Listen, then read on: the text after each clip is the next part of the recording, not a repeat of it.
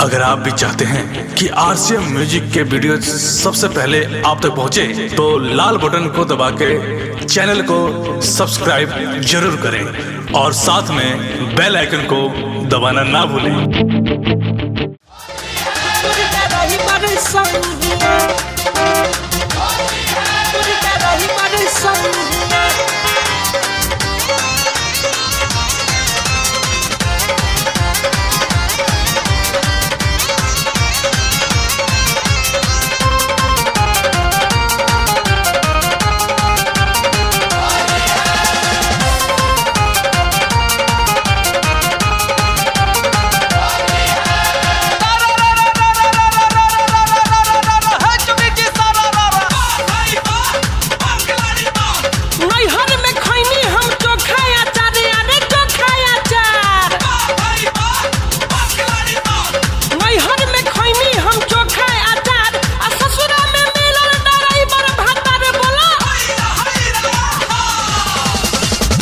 फसवल है जोड़ी ना नगमल है तनिको नहीं भावे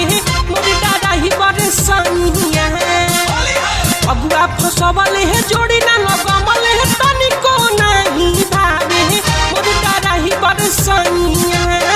मोरी दादा ही बड़े सनिया कि चोलिया हाथ से न भिजावे मोरी दादा ही बड़े सनिया चोलिया हाथ से न भिजावे